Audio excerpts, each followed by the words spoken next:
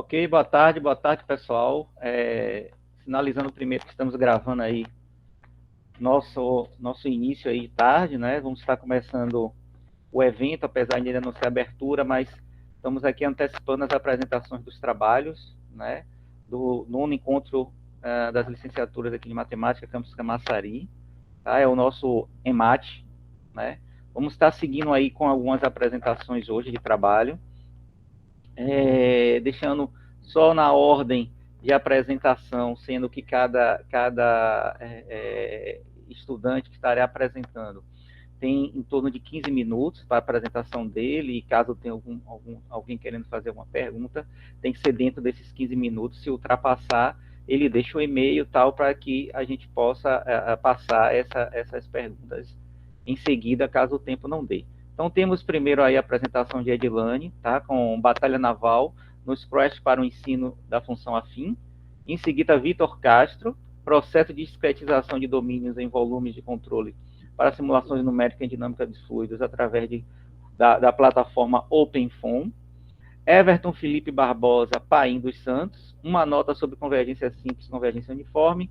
Gustavo Alves Coelho, customização de ferramentas para análise de estatística e simulações computacionais em dinâmica de fluidos. Em seguida, por último, Joel Maneres, poliedros semirregulares, uma investigação por ladrilhamento.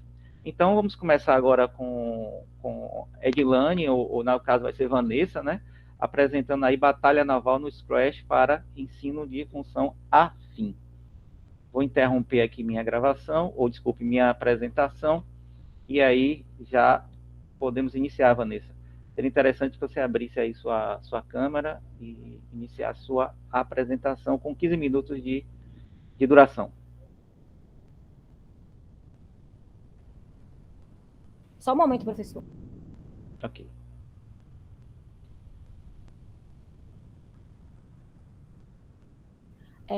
Boa tarde a todos. Professor, no momento eu estou sem câmera, porque eu estou no computador de mesa e meu computador de mesa não tem câmera no momento.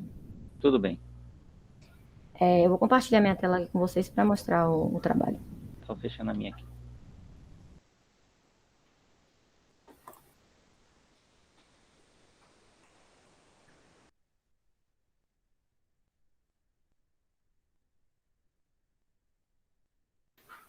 Vocês já estão conseguindo ver aí direitinho? Sim. Tudo ok, Jimmy. Ok.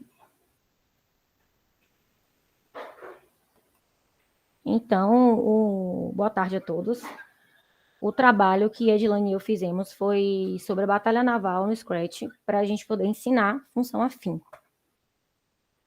Então, o objetivo desse trabalho foi a socialização da ferramenta de ensino, chamada Scratch, que integra o estímulo de raciocínio lógico do educando à autonomia no seu processo de aprendizagem. Então, ao usar essa ferramenta Scratch, a gente pode possibilitar ao aluno que ele, além de socializar com outros colegas e essa ferramenta didática na sala de aula, ele possa também ter um estímulo através do seu raciocínio lógico, utilizando o método que é a batalha naval. Então, através da batalha naval, a gente vai conseguir ensinar para esse aluno as ideias, né, de função, principalmente aquelas ideias iniciais. De modo que o que a Edilane e eu pensamos foi o seguinte, que a gente pudesse apresentar esse jogo, mostrar esse jogo, sem, ao menos, indicar para ele, para o aluno, no caso, né, a turma que estivesse jogando, de início, sem falar o que é função, só dar a ideia do jogo, começa a jogar com eles, e a partir disso, depois que eles entenderem, que eles verem como é o processo que vai acontecer durante a batalha naval, né? Porque, querendo ou não, a batalha naval acaba sendo um tipo de função, aquela parte de localização de pontos no gráfico, enfim. Então, a partir disso, o professor, né, pode explicar todo o conceito que vem por trás do jogo da batalha naval, o que acaba tornando, além do raciocínio lógico do aluno, tornando a aula mais lúdica e uma aprendizagem fica mais significativa. Então, a metodologia que a gente utilizou foi revisão bibliográfica e nos fundamentamos nos estudos de Lorenzato, 2009. Bom, mas enfim, o que é o Scratch? O Scratch, ele é um projeto do grupo Lifelong, né? Foi desenvolvido MIT, que é o Instituto de Tecnologia de Massachusetts, foi idealizado por Mitchell Resnick, e ele foi projetado principalmente com foco para crianças entre 8 e 16 anos. Normalmente a idade em que essas crianças estão ali frequentando o ensino fundamental 2, dando início ao ensino médio. E como esse jogo é para função afim, né, o nosso jogo é voltado para função afim, ele fica mais voltado ali para as crianças entre o 9º e o 1º ano do ensino médio, né, o 9º ano do ensino fundamental e o 1º ano do ensino médio. A ideia desse jogo é que ele vai utilizar blocos lógicos. Ele envolve programação, porém, a programação através de blocos. Não é uma linguagem como Java, C++, ou algo parecido. É linguagem através de blocos, que fica muito mais fácil e mais simples o domínio tanto do aluno como do professor. Então, através desse jogo, a gente pode utilizar som, imagem, o aluno pode criar sua própria história, vai ter animação e ele pode também compartilhar online as criações que ele vai fazendo ali durante o processo do jogo. Bom, aqui eu trago para vocês a tela do Scratch. Então, temos algumas coisas aqui que precisamos entender. Aqui nós temos as abas de comando, aqui em cima. Aqui nós temos a barra de comando, e aí, para a gente fazer o comando do jogo, a gente vai arrastando esses comandos aqui para essa área de comando. Por exemplo, eu quero adicionar voz, eu quero adicionar movimento, eu quero adicionar um personagem, os cenários. A gente vai arrastando esses comandos aqui para essa área, e essa área de comando aqui é onde acontece a programação em blocos, conforme você vai adicionando as ferramentas aí do Scratch. Aqui vai aparecendo o cenário, quando a gente monta a batalha, no nosso caso, a batalha naval, e aqui nós temos outros dois comandos, né, que é a lista de split e o palco. Então, aqui a gente vai mostrar, mais uma vez, os cenários, e aqui já vão tendo todos os comandos dos blocos que a pessoa foi adicionando, né, o aluno foi adicionando. Conforme ele for pegando esses comandos e adicionando aqui, vai aparecendo e vai ficando essa programação em bloco. Não deixa de ser um tipo de linguagem de programação, porém uma linguagem de programação um pouco mais simplificada, para que ele possa focar, além, né, da programação em si, ele possa focar no ensino que o professor está fazendo naquele momento. No caso da gente, a função afim. Então, o jogo que a gente escolheu foi o Batalha Naval. Então, o jogo Batalha Naval, ele é baseado no gráfico, né? Naquele gráficozinho de função, né? Ou plano cartesiano. Então, através desse plano cartesiano que está localizado a Batalha Naval, os alunos vão poder jogar e formar uma função. O objetivo aí do jogo é eles irem escolhendo as direções, né? Conforme está aparecendo aí, por exemplo, uma direção 1, 2, 2, 3 e assim por diante, e de uma forma sem saber ainda qual é a ideia da função, e quando ele formar essa função, além dele vencer o jogo, né, que ele conseguir montar esse esquema de função, além dele vencer o jogo, ele vai também entender no final esse conceito, que aí o professor vai fazer todo um trabalho por trás disso. Então, o passo a passo aqui da batalha naval. Primeira coisa que o aluno tem que fazer é escolher o cenário. Então, lá tem as possibilidades do cenário dentro do próprio Scratch, ele vai escolher o cenário que ele quer. Ele vai escolher as fantasias. No caso do nosso jogo aqui, como vocês puderam ver, a gente escolheu um fundo que tivesse a ver, né, com a própria batalha naval, um tema mais marinho. Então, a gente escolheu aqui um tema de tubarão, que acaba ficando lúdico também para trabalhar com crianças e adolescentes. Vamos escolher as fantasias. Esses navios, aqui no nosso caso, nós escolhemos os naviozinhos da batalha naval, eles é quem vão formar a função de acordo com a função que o aluno tiver lá para programar na hora. Então, ele vai formar essa função aí, e esses navios, eles ficam escondidos por trás do tubarão, e eles vão aparecendo conforme o aluno vai ditando as direções que ele quer dentro desse programa. Depois, ele vai posicionar as fantasias secundárias, que são os tubarões, que é quem cobre esses navios, para que ele não veja logo de início onde está localizada a função no gráfico, né? Porque o objetivo é como se fosse ele encontrar essa função pela localização dos pontos. E aí ele vai programar, ou seja, ele vai selecionar os comandos lá no bloco para poder botar o jogo para funcionar. É uma observação importante. Esse programa ele também pode ser lido offline, e a gente pode converter essa linguagem, né, para HTML através desse site aqui. Então, é bem fácil, é só pegar o código, jogar nesse site, e aí ele pode ser utilizado também offline, através de um código HTML. Então, o primeiro comando que a gente tem aqui é o cronômetro, ou seja, o comando do tempo em que ele vai fazer a jogada, que ele vai escolher, né? Ele vai definir o tamanho das ferramentas, vai definir o cenário, vai definir o tempo, tudo baseado nessa parte do cronômetro. O segundo comando é a interação, ou seja, são as regras ali que vai ter no jogo.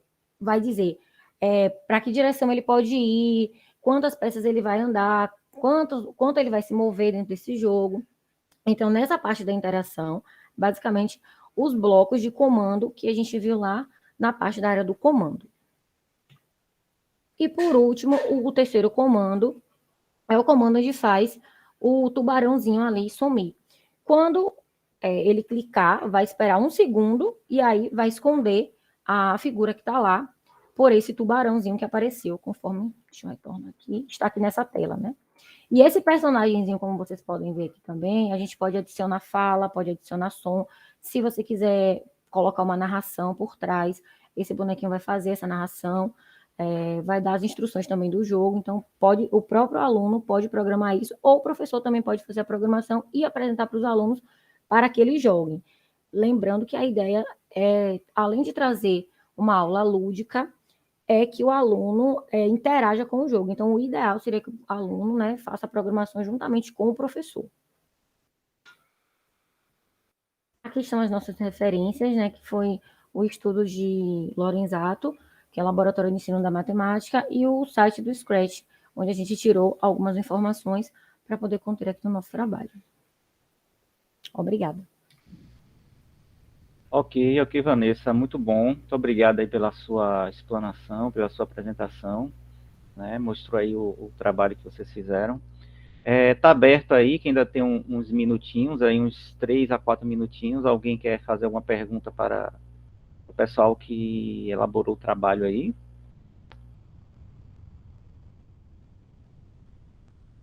Ok, então se não tem, vamos adiante, né?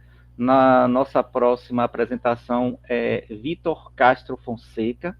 Ele vai apresentar um processo de discretização de domínios em volume de controle para simulações numéricas em dinâmica de fluidos através da plataforma OpenFOAM. Ok, Vitor, vamos lá? Fica aí agora seu comando.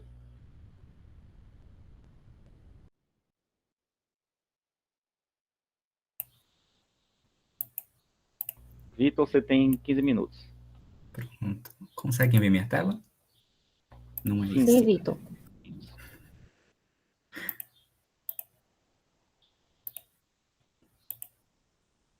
Pronto. Boa tarde a todos. Meu nome é Vitor. Sou aluno da licenciatura em Matemática do IFBA Campus Camaçari. E eu vou falar um pouco sobre o trabalho desenvolvido neste 1 ano de iniciação científica junto com o professor Dr. Gustavo da Silva Costa, o professor Dr. Fábio e o colega Gustavo, do curso de computação, e o colega Marley, do curso de matemática. Este, em específico, vai ser o plano de trabalho que foi desenvolvido neste 1 ano e que tem como título o processo de discretização de domínios em volumes de controle para simulações numéricas em dinâmica de fluidos através da plataforma OpenFOAM. De antemão, a gente já se pergunta o que é a dinâmica dos fluidos computacional. A dinâmica dos fluidos computacional é uma área interdisciplinar da física, da matemática e da computação, que tem seus avanços a partir da década de 60. Essa metodologia ela é dividida basicamente em 3 etapas, que é pré-processamento, processamento e pós-processamento. É na etapa de pré-processamento que é realizado todo o processo de discretização e da interpretação da problemática, onde a customização de solver, as condições de contorno elas são de fato aplicadas, e onde se dá início ao processo de discretização, que é uma das etapas no método dos volumes finitos. Quando se fala em área interdisciplinar da física, da matemática e da computação, nós vamos utilizar as características do trato da mecânica dos fluidos, e essas características são levadas para dentro do ambiente computacional, Da matemática, porque vamos utilizar do cálculo numérico para solucionar as equações por aproximação, e na computação, porque é o meio que permite, graças aos avanços tecnológicos, que de fato tenhamos uma abordagem computacional desta metodologia. Algumas aplicações estão nas áreas industriais, na indústria automotiva, naval, aeroespacial e de óleo e gás.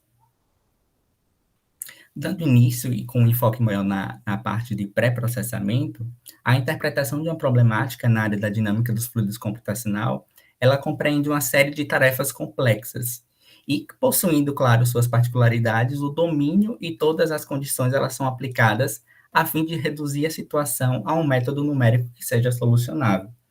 Então, alguns exemplos de problemáticas estudadas na dinâmica dos fluidos computacional são movimentos de fluidos ao redor de um submarino, escoamentos internos em dutos e análise de desempenho de automóveis. Aqui eu trago 2 exemplos. O primeiro se refere à tese de doutoramento do professor Dr. Gustavo, que ele trata do estudo da manobrabilidade de veículos submarinos autônomos, e no segundo nós temos um modelo de carro A e um modelo de carro esporte, e aqui se analisa o estudo referente à aerodinâmica destes carros. Então, por que estudar esse tema tão importante assim, que envolve o plano de trabalho, que é a interpretação da parte do pré-processamento e desse processo de discretização do domínio em volumes de controle? Então, é constatado na literatura, e aqui eu trago uma citação do Malala Siqueira, 2007, página 3, que fala o seguinte: no momento, ainda depende das qualidades do usuário CFD projetar uma grade que seja um meio termo adequado entre a precisão desejada e o custo da solução. Ou seja, mais de 50% do tempo gasto na indústria CFD é dedicado à definição da geometria, do domínio e geração da grade. Então, para além disso, desse tempo que é gasto para a interpretação do problema, para que, de fato, ocorra uma modelagem, um tratamento adequado da problemática, busca-se estabelecer uma relação de equilíbrio entre o uso de recurso computacional e os resultados que serão entregues, e isso vai ser feito através de um estudo de malha quando se constrói o domínio. Então, quais foram os objetivos do nosso estudo? Foi conhecer e aprofundar conhecimentos nos pré-processadores BlockMesh, Snap e Examesh, analisar escoamentos bidimensionais de fluidos newtonianos e incompressíveis em regime laminar, ajustar essa problemática ao recurso computacional disponível e, por fim, destacar a importância do estudo de malha em uma simulação de dinâmica dos fluidos. Então, a metodologia consiste que as equações que governam os fluidos, são as equações de Navier-Stokes, elas não possuem solução analítica. E isso só ocorre, essa solução, essa metodologia, devido quando nesse caso a gente utiliza o método dos volumes finitos, e ele consiste justamente numa primeira etapa, que é a geração da grade, para que ocorra esse processo de discretização. Ou seja, eu tenho um domínio, uma geometria, e ela tem que ser discretizada. Só que esse espaço ele é infinito. Então, a gente vai subdividir este mesmo espaço em volumes de controle, que são as chamadas células.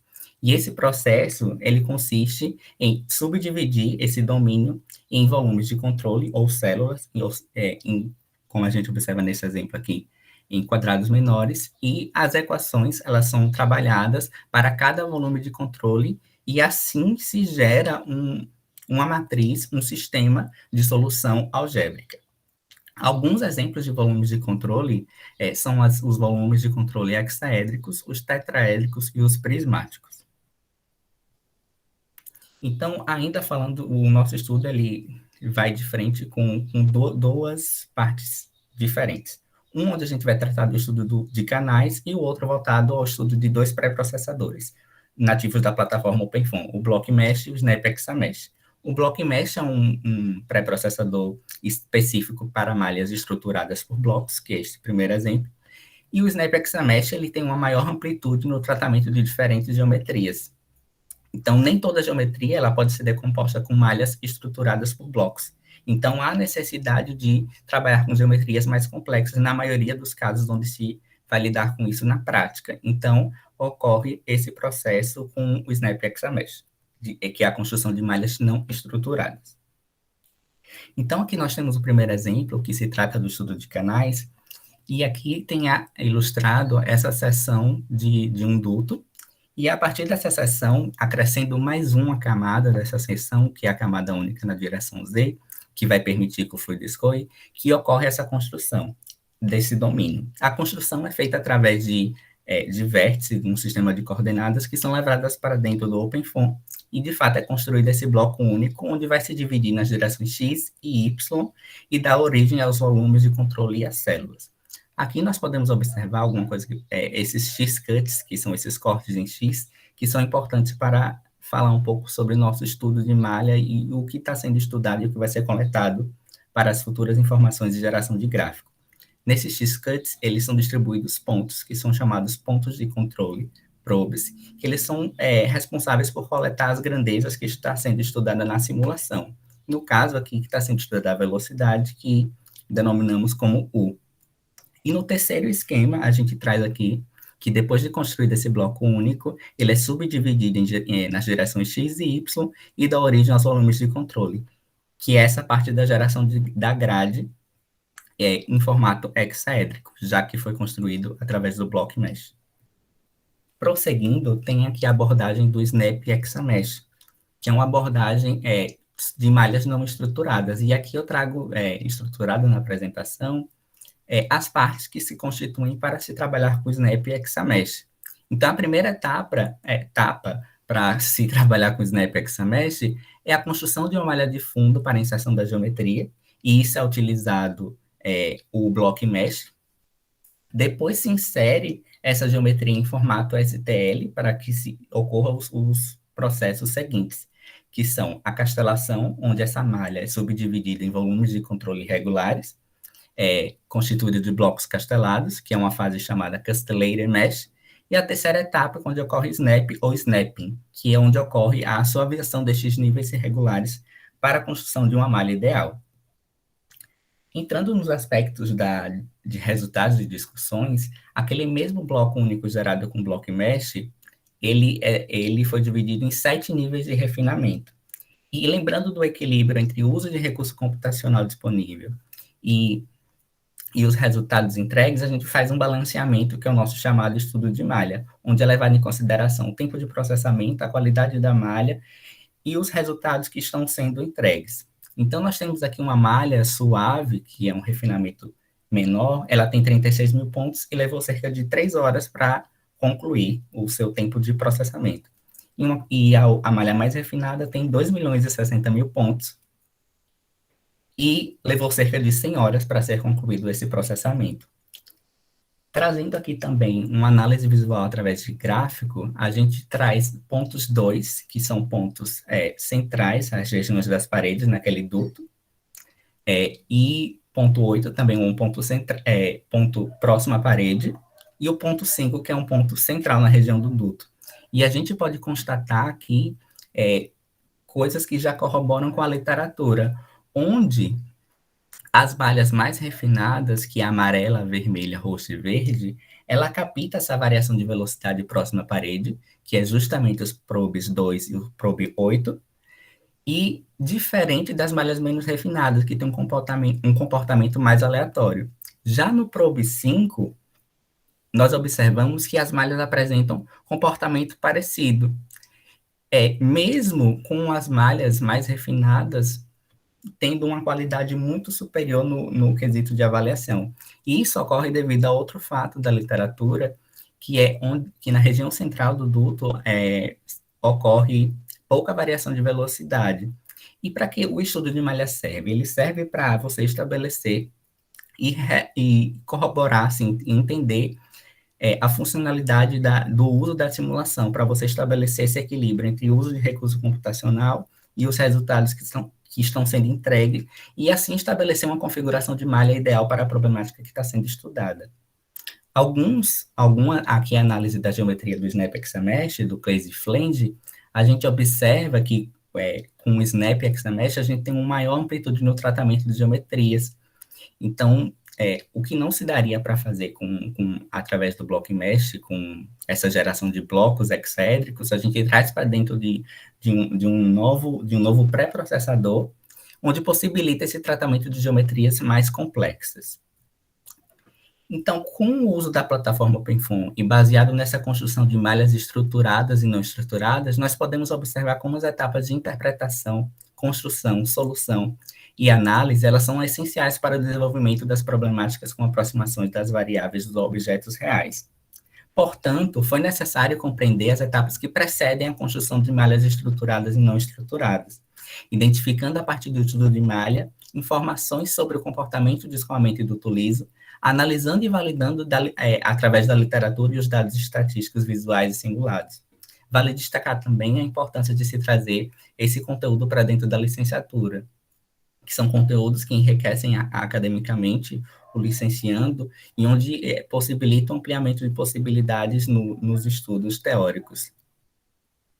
Aqui são as referências, os agradecimentos. Agradeço ao Instituto Federal da Bahia, a Comissão da EMAD, ao professor Dr. Gustavo da Silva Costa e ao professor Fábio por todo apoio, conhecimento e incentivo no desenvolvimento da pesquisa na iniciação científica e ao CNPq por tornar possível o desenvolvimento deste trabalho. Mas é isso, encerro minha apresentação aqui. Obrigado. Ok, Vitor. Temos ainda aí uns 2 minutinhos aberto a pergunta. Quem gostaria de fazer alguma pergunta, alguma dúvida, respostas aí a Vitor? Ok, então, Vitor, agradeço, parabenizo a sua apresentação. O Vitor, ele é um estudante de iniciação científica aqui do IFBA Campus Camaçari, né, no qual eu e o Gustavo tivemos a honra de trabalhar, ele e outros dois, né, um deles ainda vai apresentar aí também. Vitor, ele traz aí mostra um pouco de uma matemática diferenciada, né, quando a gente está trabalhando diretamente com licenciatura, né, a gente pensa que, às vezes, se pensa que você apenas aplica aquela matemática à sala de aula, e a temida matemática pura, né, que a maioria dos estudantes não correm da matemática pura, mas temos aí a matemática aplicada. Ele traz um pouco do que se pode fazer com essa aplicação, né, ele traz uma aplicabilidade dinâmica dos fluidos, né, e até um nível de estudo bastante avançado para um estudante de graduação. Só tenho a lhe parabenizar, Vitor, né, e os demais que virão aí mais nas outras apresentações. Ok, então agora nós temos em seguida o próximo, que seria Everton Felipe Barbosa, Paim dos Santos, apresentando uma nota sobre convergência simples e convergência uniforme. Everton. Boa tarde a todos. Boa tarde, está aí seu comando, Everton.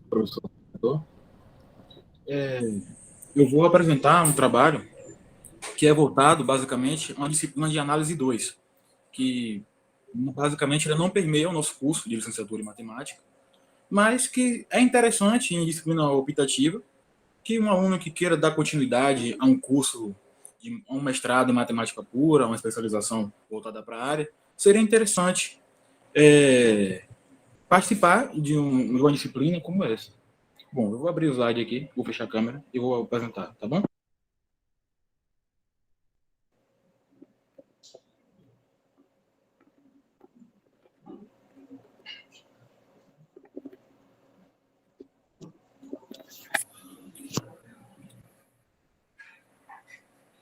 Bom, se estiverem vendo na tela, por favor, alguém pode confirmar para mim? Que eu estou pelo celular, meu notebook não quer ligar.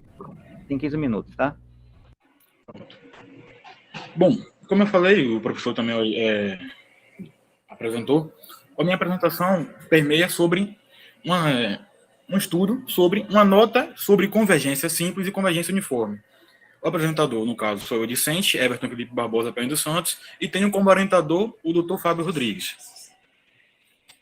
Bom, a minha formação inicial a nível de ensino médio, no segundo grau, e estou me formando no curso de Doutora em Matemática pelo IFBA Campus Camaçari. O meu orientador, ele é licenciado em Matemática, bacharel e licenciado, mestrado em Matemática Pura e doutorado em Modelagem de Matemática Computacional e Tecnologia Industriais. Bom, convergência simples e convergência uniforme.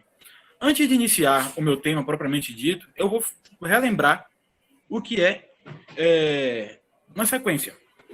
Bom, gente, o estudo de convergência ela permeia sobre sequências. O que é a sequência? Quando a sequência converge, basicamente, ela tem o limite bem definido dentro dos reais, ou seja, ela vai a um número. Caso contrário, ela for para um mais definido ou menos definido, ou seja, esse limite não for bem definido, ela diverge. E, basicamente, nessa linha de raciocínio, a convergência simples e convergência uniforme, ela faz essa análise de convergência em cima de sequências de funções. Ou seja, quando eu trabalho uma sequência de convergência comum que conhecemos na graduação de matemática, no curso de análise, ou até no curso de cálculo 3, fazemos essa análise em cima de uma sequência numérica. Agora, na convergência simples uniforme, esse estudo, essa análise, ela é voltada em cima de sequências de funções. Bom, certos problemas da matemática visam determinar funções satisfazendo as condições dadas. Por exemplo, problemas que reduzem o sistema de equações diferenciais, problemas voltados à análise de continuidade. Então, basicamente, a convergência uniforme, a convergência simples, convergência uniformemente simples e convergência uniforme, ela permeia em cima dessa análise. Bom, convergência simples e convergência uniforme. Como eu falei anteriormente, ao contrário das sequências de números reais, em que eu vou ter um limite bem definido, na convergência nas sequências de funções, eu tenho várias formas, várias maneiras diferentes de fazer essa análise, de definir uma convergência. Bom, matematicamente falando, para o limite de xn igual a congruente a qualquer que seja um epsilon maior que zero, existe um n0 tal que, pertencente aos naturais, um n será maior que o n0, que implica em que o módulo de xn menos a, ele é menor que nosso epsilon. Ou seja, como eu posso dizer isso? Sempre que eu definir um ponto,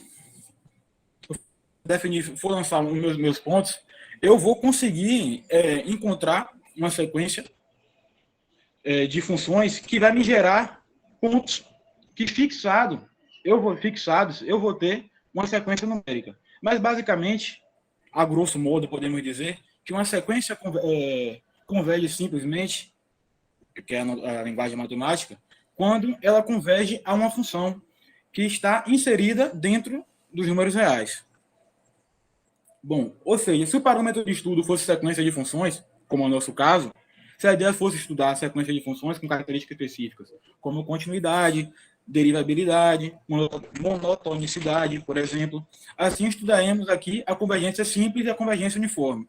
Ou seja, EDO seria um dos melhores exemplos para analisar uma convergência simples e uma convergência uniforme. Bom, sequência de funções reais e valores reais. Seja x um subconjunto contido nos reais, uma sequência de funções x a valores reais é uma subsequência, é uma sequência Fn com n contido nos naturais, a valores dos conjuntos de A, em que a função f implica, a função f gera um subconjunto dentro dos reais. Bom, como é que eu posso dizer isso?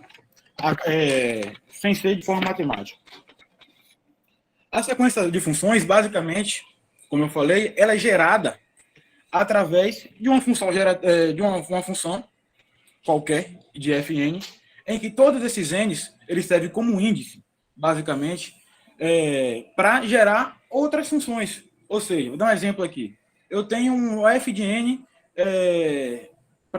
elevado a x elevado a n, basicamente minha função. Sempre que eu for aumentar esse índice de 1, vai ficar o quê? X de n0, x elevado a n0, eu vou ter uma função. Quando o n for 1, vai ser x elevado a 1, é outra função. O n for 2, vai ser x elevado ao quadrado, já é outra função, ou seja, eu tenho uma função que vai gerar uma sequência de funções. Bom,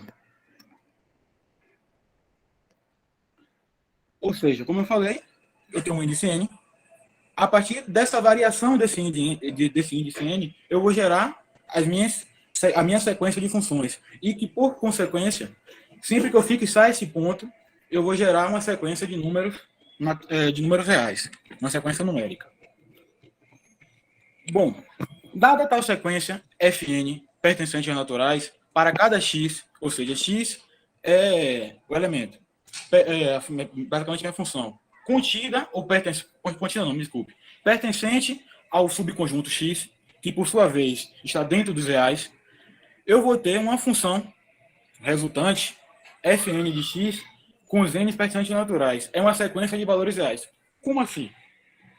Eu tenho uma função qualquer, como eu falei anteriormente, uma função f de x elevado a n. Sempre que eu variar esse índice n, eu vou gerar outras funções. Bom, no nosso caso aqui, queremos investigar a forma de convergência, se é uma convergência simples ou uma convergência uniforme. Bom, dado um conjunto D, que é um conjunto gerado pelos os x pertencente ao subconjunto, que muitas vezes, que por suas vezes, pode ser o exemplo dos naturais, conjuntos naturais, que acaba sendo um subconjunto dos reais, eu vou ter uma função resultante em que ela vai me gerar várias outras funções, que por sua vez acaba sendo convergente. Bom, se tal conjunto ela for bem definida, eu tenho uma função D, dentro que implica nos reais, eu posso dizer que esses valores de x, ele pode ser o meu limite dessa função. Ou seja, eu vou acabar implicando em uma função no final. Aqui, uma definição. A definição diz que a sequência de funções fn de x, ou seja, esse x, ele é um subconjunto dos reais, que pode ser, por sua vez, os naturais, em que o índice n1, n igual a 1, igual a 2, igual a 3, igual a 4, e assim por diante, infinitamente, converge simplesmente para x, para o meu subconjunto x dentro dos reais. Quando para todo x pertencente a esse subconjunto, a sequência de números da minha função f1, ou seja, o índice 1 de x, f2 de x, f3 de x, até fn de x, converge para f de x. Bom, observe aqui. Eu tenho aqui um gráfico, não sei se estou conseguindo ampliar aqui, para ver melhor, em que eu dou, basicamente, funções de x. Eu tenho aqui x sobre 2, x sobre 3, x4, e eu vou gerar um gráfico. Quando eu fixo um ponto, eu vou resultar sempre na minha função x. Não sei se o cursor do mouse está passando aqui, dá para vocês verem. Eu tenho o meu x aqui. Quando eu traço uma linha, eu vou ter pontos dessa sequência de funções que irá me gerar uma sequência numérica. E sempre que eu tenho uma sequência numérica, eu posso analisar ponto a ponto se ela converge. Bom, uma sequência de funções fn de x que implica nos naturais, em que o índice n1, n igual a 1, n igual a 2, n igual a 3, converge uniformemente para a função quando ela depende apenas do epsilon. Bom, qual a diferença da convergência simples para a convergência uniforme? A convergência simples, basicamente, ela depende tanto do meu n, tanto do meu índice, tanto do meu epsilon. Ou seja, se o n ela depende da variância do meu índice e depende do limite estipulado para esse epsilon, ou seja, um epsilon suficientemente grande em que eu escolho e eu vou variar esse índice dentro daquele intervalo. Bom, observe aqui. Na convergência uniforme, eu tenho basicamente aqui toda a minha função dentro dos intervalos, em que varia da própria função mais epsilon ou menos epsilon. Ou seja, ela não depende do meu índice, vai depender apenas do meu epsilon. Ou pode ser qualquer que seja esse n, qualquer que seja o meu x, ela vai variar apenas de acordo, vai depender apenas de acordo do meu epsilon. Bom, interpretamos essa definição geométrica dada para a função f de x nos reais, chamaremos de faixa de raio de epsilon e amplitude 2 epsilon, em torno do gráfico de f.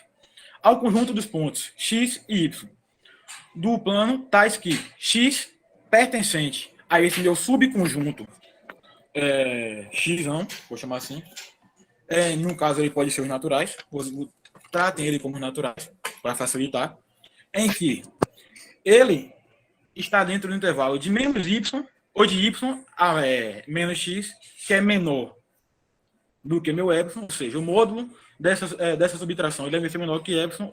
Eu posso dizer, então, que f de x menos epsilon é menor que y, que, por consequência, é menor do que a f de x mais epsilon, sendo epsilon um número real positivo. Ou seja, eu vou determinar uma constante, no caso, eu escolhi o epsilon aqui, supondo que o meu número seja meio. Eu vou variar entre a minha função mais meio e a minha função menos meio. Para qualquer que seja o meu índice, ou seja, qualquer que seja o meu n pertencente às naturais, e para qualquer que seja o meu x pertencente a esse subconjunto, a minha variância vai depender especificamente do epsilon. Bom, como está aqui, ó, eu tenho as minhas fronteiras, f de x, ou a minha função mais epsilon, a minha função menos epsilon, e a minha fn fica dentro desse intervalo. Ela vai variar dentro desse intervalo. Bom, um exemplo, para ficar um pouco mais claro. Se a sequência de funções fn no intervalo fechado 0 e 1 dentro dos reais, definidas pela função fn, ou seja, esse fn de x com índice n, é a minha função geratriz, é a que vai gerar a minha sequência de funções. Bom, sempre que eu tiver essa notação fn de x, eu posso definir uma função qualquer, no caso eu escolhi a x elevado a n, em que meu índice ele varia dentro dos naturais, n igual a 1, igual a 2, igual a 3, e assim por diante até infinito. Bom, então esse fn converge simplesmente para a função no intervalo de 0 e 1 pertencente aos reais. Ou seja, como assim? Independente do meu índice, ela vai sempre convergir ao intervalo de 0 e 1 dentro dos reais, dada por f de x igual a 0 se o x ele for maior ou igual a 0 e menor que 1. Ou seja, o número de x ele tem que ser dentro desse intervalo. Agora, o meu índice ele pode ser infinito, portanto, que ele esteja dentro dos naturais. E vai ser f de 1 igual a 1. Como assim? A função f de 1 é uma reta linear, consequentemente, ela tende a 1. Com efeito disso, para cada x pertencente ao meu intervalo de 0 e 1 aberto para 1, temos aqui o limite de x elevado a n igual a 0. Enquanto o limite... Sim, tá? senhor. 2 minutos. 2 minutos? Bom, em que o limite de 1 elevado a n vai ser igual a 1. Ou seja, qualquer que seja meu índice, qualquer número, 1 elevado a qualquer número sempre vai ser igual a 1, mesmo que o n tenda a infinito. Bom, tem um gráfico aqui de funções em que ele é dado a partir dessa função f de n de x, em que a minha função é x elevado a n. Bom, vou substituindo aqui. X elevado a 1, eu tenho f de x. X elevado a x ao quadrado, em que minha vermelha aqui. X elevado ao cubo, a minha verde. E x elevado à quarta é a roxa. Observe que quando eu vejo aqui no 1, eu traço uma linha, todas interceptam em 1, em que eu vou ter uma sequência de números reais, sequência numérica de números reais bem definida. E eu posso analisar ela de forma convergência simples, ponto a ponto. Ou seja, se ela estiver dentro desse meu intervalo, ela converge simplesmente. Caso ela passe desse meu intervalo, ela vai convergir, podemos dizer, uniformemente. Agora, sim, toda sequência uniforme, ela é simples, ela converge simplesmente? Sim, podemos afirmar isso. Agora, a sua volta não é afirmável. Bom, dizer que Fn converge simplesmente a f de x significa que, fixando arbitrariamente um ponto, como fixei o ponto 1 aqui, podemos determinar ponto a ponto se essa sequência numérica originada através de minha sequência de funções, ela converge. Se essa sequência convergir, basicamente a minha sequência de funções converge, ela converge simplesmente. Agora, se ela depender apenas do epsilon, ela vai ser uma convergência uniforme. Bom, no exemplo anterior, vimos que Fn converge simplesmente dentro do meu intervalo fechado. Encerrou, vou dar mais um minutinho, tá? Só para você finalizar. Bom, dentro do meu intervalo, ela é fechado da função f de 0 e 1, ou seja, ela convergiu para essa função, ela converge simplesmente. Ou então, pontualmente, que é outra nomenclatura. Caso ela ultrapassasse esse intervalo em que determinamos o epsilon uma constante, ela converge de forma uniforme. Bom, as minhas referências foi do curso de análise de Elon, volume 1, publicado em 1999. Se alguém tiver alguma dúvida, está aberto aí para dúvidas. Vou resumir aqui. Alguma dúvida de alguém queira tirar alguma dúvida aqui? Ok, Everton. Qualquer dúvida, gente, se tiver, mande aí no chat por causa do horário, tá? Agradeço a Everton. O Everton, ele é um aluno formando, né? Está finalizando o curso dele, está trazendo aí um trabalho um pouco voltado à matemática pura, mais técnica, né? Mais elaborada, né? O trabalho dele é nessa linha de análise. De fato, é um tópico que, para um curso que é atualmente de 60 horas, não é possível, então, provavelmente no curso de análise 2, que é talvez uma optativa, né? Ele tentou trazer um tópico para mostrar uma parte de convergência de funções que não é possível fazer nesse curso da gente, como se fosse um complemento. Agradeço, Everton, a sua participação, né? Uma boa explanação aí, tá? Vamos agora ao próximo. Gustavo Alves Coelho. Customização de ferramentas para análise de estatística de simulações computacionais em dinâmica dos fluidos. Vamos lá, Gustavo, fica aí ao seu comando. Vamos lá. Você tem 15 minutos, tá? Certo.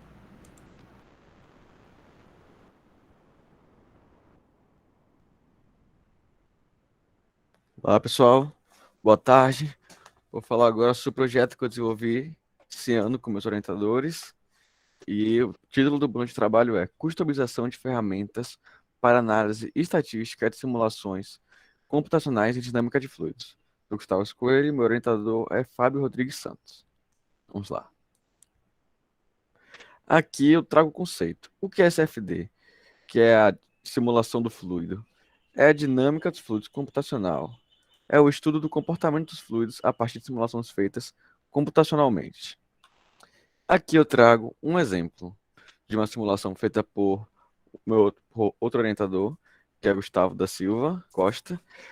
E aqui eu tenho que cada pontinho verde desse é um vetor, que é composto por x, y e z. Então é possível compreender que há muitos pontos, muitos vetores, e é um cálculo muito extenso. Por isso, o estudo dele é algo recente, porque é necessário o computador, desde que para fazer esses cálculos manualmente seria muito complicado. E o principal objetivo é fazer análise do comportamento dos vetores. Aqui nós podemos ver um pouco de movimentação, que é uma turbulência causada pelo objeto, que é um submarino, que está percorrendo o oceano. E aqui eu trago um exemplo de aplicação do CFD, onde eu trago dois tipos de carro. O carro tipo A, que é um Jeep, e o carro 2, que é um carro esporte. Podemos observar como eles reagem a partir do ar, que é um fluido. A turbulência gerada pelo carro do modelo A é alta, então ele, em altas velocidades, tem resistência de ir contra o ar, de ultrapassar o ar, desde que ele não tenha uma aerodinâmica adequada para isso, e ele gera uma alta turbulência. E no carro esporte, por ser pequeno, aerodinâmico, e o objetivo dele ser andar em altas velocidades, ele foi feito para conseguir superar essa resistência do ar e ir mais veloz, gerando pouca turbulência. Também pode ser encontrada CFD em indústria naval, aeroespacial, óleo e gás, entre outras. Vou falar um pouco da simulação. As etapas de uma simulação. Temos o pré-processamento, que é a criação do cenário, o processamento, momento computacional responsável por realizar a simulação, onde nós utilizamos o software OpenFOAM, que é um software aberto, e temos o pós-processamento, que é o estudo a fundo daquilo que foi processado. E o OpenFOAM vai nos entregar um arquivo que com ele será possível fazer o estudo analítico do que ocorreu. E qual é o objetivo disso? Estabelecer análise dos resultados das simulações numéricas, validar as simulações visualmente e com resultados teóricos, construção e análise de gráficos, interpretar cálculos de medidas estatísticas e correlações. Aqui eu trago um exemplo de um gráfico gerado, e aqui é possível perceber como o fluido reage em relação a velocidade e tempo. Agora eu vou falar um pouco sobre o que foi realmente desenvolvido, que é a parte do pós-processamento, que é feita a partir de um executável desenvolvido utilizando a linguagem C e outra parte usando Python, que é responsável por gerar os gráficos e fazer outros cálculos. Com o software, é possível formatar o texto, preparar para a leitura, fazer a leitura dos dados, exibir coordenadas, exibir velocidades médias, gerar arquivo de saída, gerar séries temporais, calcular correlação de único ponto, gerar dados para a criação de gráficos e encerrar. Sendo que pode parecer apenas programação, mas o que foi necessário calcular para poder fazer isso? Calcular uma correlação, gerar uma série temporal, a velocidade média, tudo isso está sendo feito a partir de funções matemáticas junto com a programação, sendo um trabalho interdisciplinar. Aqui, como ocorre? O passo a passo. Primeiro, nós vamos formatar o documento que o OpenFlow gerou. E aqui está um arquivo de saída original, onde ele contém informações que são desnecessárias para o estudo. Exemplos são esse primeiro início aqui, escrito probe 0, o parênteses, essa linha toda escrito probe 01, time. Todas as informações são desnecessárias para fazer a análise. Então, o que nós temos que fazer é retirar. Isso foi desenvolvido em C e ele consegue executar isso de maneira satisfatória e prática, onde o arquivo de saída se encontra assim, sem os caracteres indesejados. E como isso funciona? Essa parte aqui é uma parte lógica, um pouco complexa, que foi feita em C. Eu vou falar bem rapidamente, desde que é de matemática aqui. Nós pegamos o endereço e pulamos até a letra desejada, assim evitando que permaneçam os caracteres indesejados. Agora um passo a passo. Eu vou fazer aqui para vocês verem ao vivo.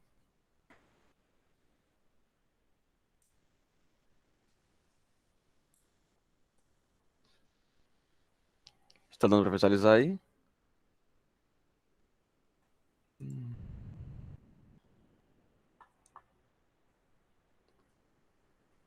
No caso, o arquivo que será lido vai ser um arquivo chamado UTXT, que é este.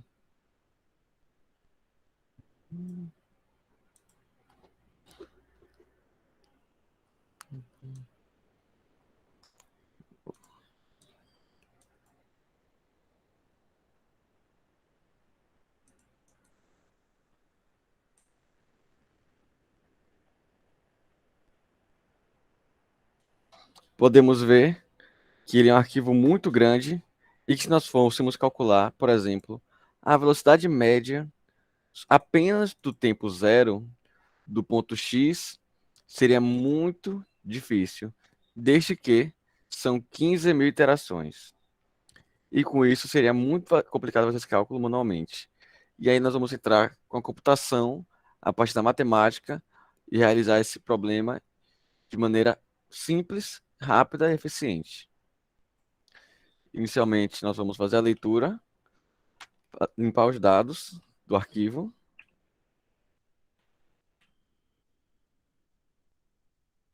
Com o arquivo lido, nós escolhemos colocar saída limpo. E agora, com isso, nós vamos fazer a leitura dos dados para preencher a memória RAM. E a partir disso, podemos calcular, por exemplo, a velocidade.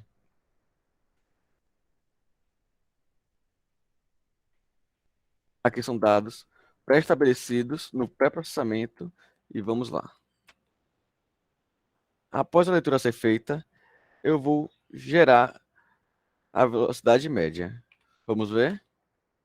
E com isso tudo, com esse processo, nós podemos calcular a velocidade média de maneira rápida e eficiente, apenas porque nós estamos utilizando um software destinado a isso. Se fosse no papel, seria muito complexo. Vamos calcular, por exemplo, agora uma correlação. Calcular entre o ponto 3, usando a coordenada x, e o ponto 7, usando a coordenada x também. O nome da saída vai ser saída 3, 7. Após fazer o cálculo, nós temos o resultado da correlação, que é um cálculo bastante complexo, que demorou um pouco mais para ser feito e realmente algo complicado. Então, é basicamente isso que o software consegue desenvolver. O principal objetivo dele é gerar os arquivos de saída. E com esse arquivo de saída, nós podemos gerar os gráficos desejados para o estudo, que foi feito um programa também em Python, para poder automatizar o máximo possível esse sistema. E agora eu vou gerar a saída da velocidade x, por exemplo. Da x será o nome. E aqui, na nossa pasta que está o arquivo, nós encontramos a velocidade de x. Isso aqui é para fazer todo o estudo analítico após o processamento da parte matemática. Encerrar. Aqui nós podemos exibir as coordenadas para verificar quais pontos então, estão em cada local, entre outros detalhes. E aqui nós temos uma série temporal, onde nós exibimos x, y, z a partir do time, que são as iterações. Aqui tem um exemplo de um gráfico gerado pelo sistema. Podemos perceber que ele começa meio instável, depois fica estável e depois segue instável. Esse gráfico é gerado utilizando Python, que é uma ferramenta que até o próprio professor Andrei gosta muito, e foi desenvolvido utilizando as bibliotecas NumPy e Matplotlib. E eu gostaria de agradecer à reitoria do IFBA por me proporcionar essa experiência única, da qual pude desfrutar de novos conhecimentos e habilidades, que irá influenciar no meu desenvolvimento como profissional e estudante. Aqui as referências. E é isso. Ok, Gustavo. Alguém tem alguma pergunta para Gustavo? Ok. Bom, o Gustavo ele é um dos alunos nossos aí de iniciação científica. Ele vem do curso de computação, né? Temos mais aí uns 2 minutinhos, dá para poder falar um pouquinho. Tenho a agradecer, Gustavo, a sua participação, né? Em meu nome, em nome de Gustavo. Meu agradecimento que fiz a Vitor e a Marley, se ele estivesse aqui apresentando também, foi uma honra, né? Trabalhar esse tempo aí com você.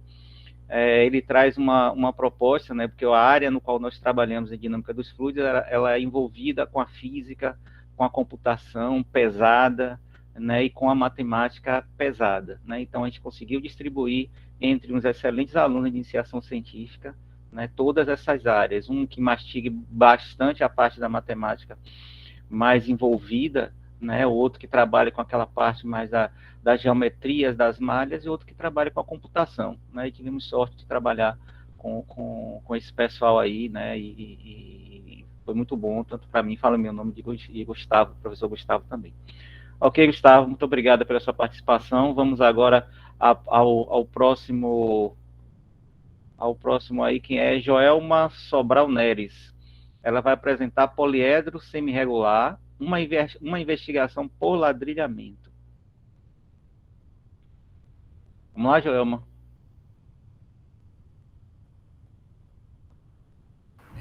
Olá, boa tarde, pessoal. O seu comando aí, você tem 15 minutos, tá? Certo, ok, obrigada. Aqui. Vou compartilhar aqui só um momento.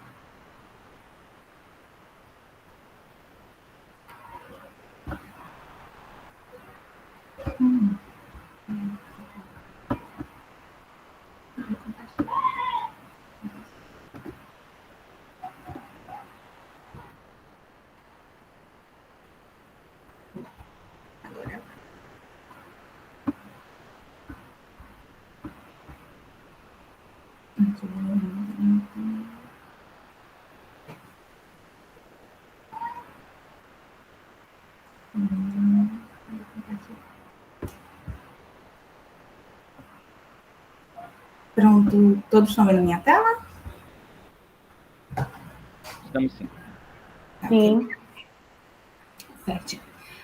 Então, boa tarde mais uma vez. Eu sou a discente Joelma Sobral Neres, né? E vou falar um pouco para vocês sobre poliedro semi-irregular, uma investigação por ladrilhamento, sob a orientação do professor doutor Fábio Rodrigues Santos. Eu sou a graduanda no curso de licenciatura em matemática, IFBA Campus Camaçari. Poliedros, né? Eu trago aqui o que esses sólidos têm em comum, né? Trago aqui a base, a aresta, os vértices, as faces, né? Poliedros semi-regulares. Bom, aqui eu trago as três premissas que definem tanto o poliedro regulares, como também os semi-regulares, né? Que são elas, duas faces adjacentes do poliedro nunca estão no mesmo plano. Cada aresta do poliedro é comum exatamente duas faces do poliedro. A 3, para quaisquer duas faces de um poliedro, é possível traçar um caminho poligonal inteiramente contido na superfície do poliedro, ligando uma face à outra, sem passar por nenhum dos vértices do poliedro. Bom, além dessas três premissas, para ser um poliedro semi-regular, ele tem que atender a algumas condições, que são elas. A primeira, que o poliedro ele tem que ser convexo, né? A segunda, as faces do poliedro são polígonos regulares, mas não todos de um único tipo. No caso, porque o padrão do polígono regular, eles são iguais, né? Já para ser um semi-regular, ele tem que pelo menos ter uma face diferente. E todas as arestas do poliedro têm o mesmo comprimento. Terceira condição, a configuração cíclica de polígonos regulares em torno de cada vértice é sempre a mesma para todos os vértices do poliedro. Ou seja, todos os vértices são de um único tipo. Mas um pouquinho à frente, vamos entender um pouquinho essa configuração cíclica. Bom, na classificação dos poliedros, vamos usar a estratégia de ladrilhamento, né? Então, um vértice do tipo KLM é também dos tipos LMK e MKL, né? Então, se mudarmos essa orientação, não vai interferir no seu padrão, né? E o mesmo vale para as configurações de KLMN e KLMNP. Já nos poliedros regulares, todos os vértices são do mesmo tipo, né? Aqui está o padrão deles, que é KKK, ou uma sequência de 4K, ou também uma sequência de 5K. Logo abaixo eu trago uma figura, né, para vocês entenderem um pouquinho essa configuração da que eu falei, a configuração cíclica, né? E aqui temos o padrão, que é o KLMNP. Observando aqui nosso vértice A, né, temos esse padrão, ele pode ser observado tanto no sentido horário como anti-horário, tá? Então, vocês podem observar aqui, tá vendo? KLMNP ou KLMNP, no sentido horário. Trago aqui também os nossos poliedros regulares, que são esses 5, e o padrão deles, né? Que sempre os mesmos, 3, 3, 3, 4, 4, 4, e assim por diante. Bom, uma observação. Para que um poliedro seja convexo, que foi a primeira de uma das condições que eu falei, a soma dos ângulos planos adjacentes a cada vértice deve ser menor que 360. Bom, aqui eu trago uma planificação de uma figura geométrica, né? E aqui os seus ângulos. Então, esse somatório aqui, ele tem que ser menor que 360 graus. Assim sendo, o poliedro semi-regular pode ter 3, 4 ou 5 faces adjacentes a cada vértice, mas não mais que isso, tendo um dos seguintes padrões: KLM, KLMN e KLMP. Em torno de cada vértice de um poliedro semi-regular, temos sempre, no mínimo, 3 faces e, no máximo, 5. Não pode ser diferente disso. Bom, já ainda no padrão KLM, vamos supor um valor, né, para um deles, sendo ímpar. Primeiramente, vamos ter o K igual a 3. Então, o nosso padrão vai ficar 3LM. Né? Então, assim, observando aqui a nossa figura A, aqui temos aqui, como a gente colocou que o K é igual a 3, vamos ter o quê? Ó, 3LM né, aqui 3 ml, e aqui, observando, vai ser, vamos ter 3L, que aqui seria a M, mas como é L, isso implica, então, que o L vai ser igual a M, né? E, analogamente, a gente pode analisar a figura B. Trazendo a propriedade generalizada, no caso, o poliedro semi-regular tem um padrão KLM, e um dos valores KLM é ímpar, então os outros dois valores eles vão ser iguais. Ou seja, se K ele for ímpar, L vai ser igual a M. Se L for ímpar, K igual a M, e se M for ímpar, L igual a K. Né? Então, nesse padrão KLM, apenas um for ímpar, a gente já podemos saber que os outros dois serão pares. Né? Então, vamos analisar, seguir alguns casos. Então, aqui, no padrão KLM ainda, com K igual a 3, né, vamos ter o padrão 3LL, né? Então, fazendo algumas continhas, a gente tem que saber, a gente deduz que o nosso alfa-L, ele tem que ser menor que 150 graus, tá? Aqui abaixo temos uma tabelinha que podemos estar observando isso. Então, que atenda a essas possibilidades menor que 150 e, além de tudo, tem que ser par, vamos ter as possibilidades de 10, 8, 6 e 4, que são as possibilidades. Logo na nossa observação, define-se que poliedros arquimedianos, como sendo aqueles que são semi-regulares, porém eles não vão ser nem prismas, nem antiprismas. Aqui analisando, né, no padrão do KLM, com L igual a 4. Vamos ter aqui, ó, o padrão 344, denominado prisma triangular. Logo, se for prisma, ele não vai ser um poliedro arquimediano. Já no L igual a 6, vamos ter o padrão 366 e vamos ter o tetraedro truncado, que é um dos primeiros da lista de Arquimedes. Aqui, com L igual a 8, vamos ter o padrão 388, que é o cubo truncado. Com L igual a 10, vamos ter o padrão 31010, que será o dodecaedro truncado. E também fazendo parte da lista de Arquimedes. Supondo, ainda no padrão KLM, com K igual a 5, vamos ter o padrão 5LL. Fazendo as nossas continhas, temos que o nosso alfa-L, ele tem que ser menor, né, que 126 graus. Observando na nossa tabela, vamos ter as possibilidades de L igual a 4, tendo o padrão 544, né, e vamos ter um prisma pentagonal. Então, se é prisma, a gente já sabe que não faz parte da lista de Arquimedes, né? Então, ele não vai ser um poliedro arquimediano. Para L igual a 6, temos o padrão 566, denominado icosaedro truncado, né? Agora já fazendo parte da lista de Arquimedes, que é o quarto na lista. Né? E agora, com valores de K igual ou maiores que 7, vamos ter o padrão de 7LM, 7LM, 9LM ou 11LM, como pode ser também 13, né, sendo ímpar e assim por diante. Fazendo as nossas contas, né, temos que o nosso alfa-L, ele tem que ser menor que 116 graus. Neste caso, a única condição que vai satisfazer será o quadrado. Então, vai ser o L igual a 4, né? Então, vamos ter aqui o nosso padrão, 744, 944, 1144, 1344, né? E assim por diante. E aí, constituindo uma lista infinita de prismas. Né? Então, aqui embaixo tem o prisma heptagonal, tá vendo? Vocês podem ver a sua lateral quadrada. O prisma andecagonal. E uma observação é que o poliedro semi-regular é chamado de prisma quando tem o padrão da forma K44. Bom, no padrão KLM, apenas um quadrado em torno de cada vértice. Então, podemos observar aqui, né, que no nosso padrão 466, temos o octaedro truncado. No padrão 468, temos o grande rubi cubo-octaedro. E no padrão 4610, temos o grande rubi e cosidodecaedro. Já no padrão KLMN, se tivermos um L igual ou maior que 6, vamos cair numa situação impossível. Porque se tivermos um alfa um alfa M menor que 60, não tem como, porque o nosso 60 aqui, ele já é o ângulo de um triângulo. Então, ele é o menor triângulo possível.